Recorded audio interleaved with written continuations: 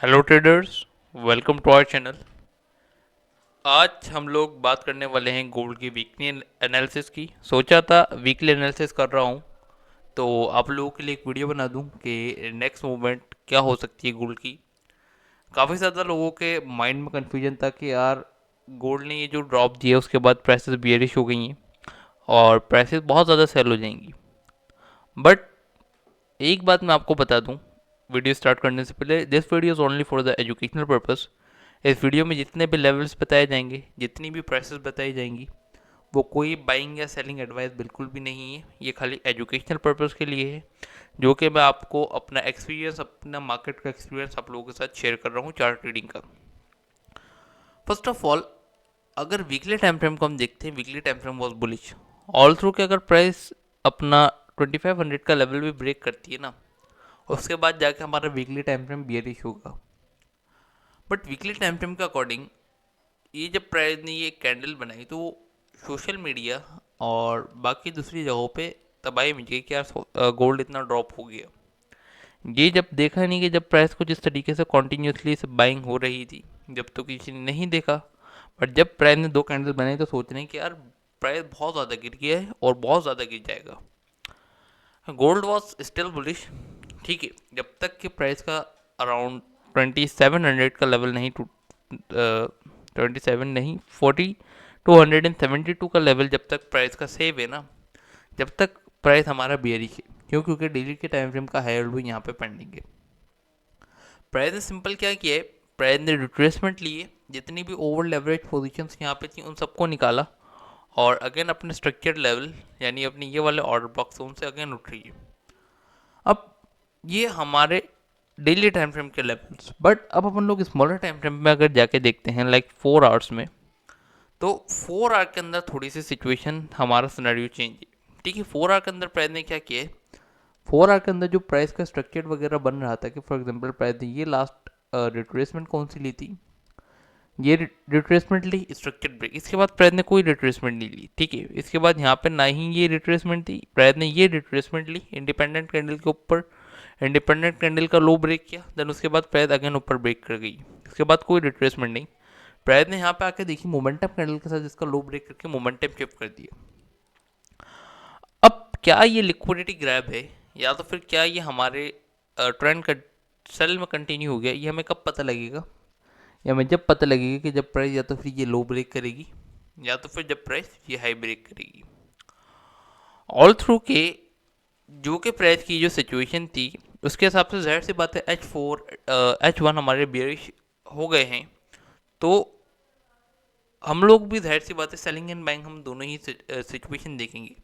जब H1 H4 daily time frame तमाम चीज़ें हमारी बुलिश थी तो जाहिर सी बात हमने तो सेल करने की कोशिश भी नहीं की, ओनली बाइंग बाइंग हम सब देख रहे थे। अब चलते हैं H4 में से H1 में, और H1 की कंडीशंस अगर मैं यहाँ पे आपको बताऊँ, सबसे पहले बियरिश लेवल्स में आपको बताऊँ तो बियरिश लेवल हमारा है कि प्राइस ने ये जो H4 का स्ट्रक्चर ब्रेक किया, उसके बाद हमारे पास यहाँ पे एक हमारा एक वैलिड एफ पड़ा है और उसके ऊपर ये हमारा M15 का ऑर्डर ब्लॉक पड़ा है। ठीक है, ये दो हमारे एक अच्छे इंपॉर्टेंट लेवल्स हैं सेलिंग के। अगर फॉर एग्जांपल प्राइस आती है तो हम यहाँ से एक अच्छी सेल एक्सपेक्ट कर सकते हैं। अब राइट नाउ हुआ क्या है, वो ये है कि प्राइस ने भाई लिक्विडिटी स्वीपिंग के बाद प्राइस ने क्या किया है, प्राइस ने अपने स्ट्रक्चर ब्रेक कर दिए हैं H1 टाइम फ्रेम्स के, और H1 टाइम फ्रेम के तो खैर नहीं, but smaller time frames like 15 minutes and 30 के स्ट्रक्चर्स वगैरह अगेन बाइंग में ब्रेक कर दिए, तो स्मॉलर टाइम फ्रेम जो हमारा है वो अगेन बुलिश हो चुका है। अब आफ्टर जब प्राइस ने ये लिक्विडिटी इतनी बड़ी स्वीपिंग की है, उसके बाद प्राइस का जो मेरा M15 का मेजर एरिया था, ये वाला स्ट्रक्चर प्राइस ने ब्रेक कर दिया, अगेन प्राइस का ट्रेंड बुलिश हो गया। तो इस जगह पे जो हमारे पास स्ट्रक्चर्ड लेवल्स बनते हैं ना, ये पहले तो हमारे ये वाला ऑर्डर ब्लॉक लेवल जो कि मैंने मार्क किया हुआ है M30 का order block plus hidden order block वाला लेवल, मेरे लिए एक ये वैलिड लेवल है। और ऑल थ्रू के ये अभी प्राइस ने ये रिट्रेसमेंट ली, और रिट्रेसमेंट लेके प्राइस कहाँ से आ रही है, रिट्रेसमेंट लेके प्राइस उठ रही है हमारे 4 आवर्स के इस हिडन ऑर्डर ब्लॉक से। अब जब प्राइस इस 4 आवर के हिडन ऑर्डर ब्लॉक से उठ रही है तो जाहिर सी बात है ये लेवल भी हमारा भी स्टिल वैलिड है जब प्राइस अगर इस पर आती है। बट प्राइस ने क्या किया है, जब 4 आवर के लेवल से उठी है तो इस लेवल से उठने के बाद प्राइस ने एक चीज़ अगेन की है। अगर आपको एक बात बताऊं, अगर आप इंटरनल स्ट्रक्चर के ऊपर बिलीव करते हैं या फिर इंटरनल स्ट्रक्चर आप देखते हैं तो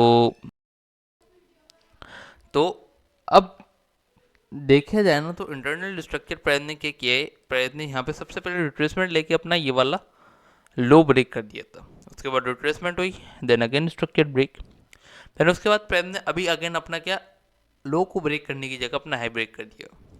सो इस केस में जो हमारे बाइंग लेवल्स हमारे क्या बनते हैं, सबसे पहली बात तो मैंने मार्क किया हुआ है अपना ब्रेकर ब्लॉक जोन तो हमारा बनता है जिससे प्राइस उठ चुकी है, बट जिस हिसाब से प्राइस उठ रही है मेरे को नहीं लगता कि ब्रेकर ब्लॉक जोन से उठेगी। प्राइस को एक नीचे रिट्रेसमेंट लेनी पड़ेगी आफ्टर ओवरऑल के जो प्राइस ने ये वाली लिक्विडिटी अपनी इकट्ठा की हुई है इन तमाम लिक्विडिटीज़ को लेने के लिए, ठीक है। ऑल्सो का अगर प्राइस फॉर एग्जाम्पल नीचे आती है तो मेरे पास मेरा एक जोन है कि 4 आवर का ये वाला एफ फॉर एग्जाम्पल अगर प्राइस आती है, ये हमारा एक वैलिड एफ है। इस एफ के ऊपर अगर प्राइस आती है तो हम लोग जाहिर सी बात है स्मॉलर टाइम फ्रेम में शिफ्ट होंगे। स्मॉलर टाइम फ्रेम में शिफ्ट होने के बाद अगर फॉर एग्जांपल प्राइस आएगी तो हमारा smaller time frame M1 M5 वगैरह बीरिश होगा। तो हम क्या वेट करेंगे, हम वेट करेंगे किस चीज़ का, कि प्राइस आए इस लेवल पे हमारे को ट्रेंड अलाइनमेंट दे, उसके बाद हमारे को क्या एक अच्छी वेव दे, ठीक है। और एक बात का हमेशा याद रखिएगा आपके, एक मेरा लेवल ये है 4 आवर का, और दूसरा जो मेरा लेवल होगा वो लेवल होगा कौन सा, वो लेवल होगा मेरा यही 15 मिनट का ऑर्डर ब्लॉक वाला लेवल, जो कि इस 4 आवर के एफ के नीचे है, ठीक है, ये वाला लेवल। सेलिंग एरियाज मैंने आपको बता दिए, बाइंग एरियाज मैंने आपको बता दिए। एक बार फिर बता दूं, this video is only for the educational purpose, not for the financial advice. मिलते हैं इंशाल्लाह नेक्स्ट वीडियो में, तब तक के लिए दुआ में याद रखिए। टेक केयर और अल्लाह हाफिज़।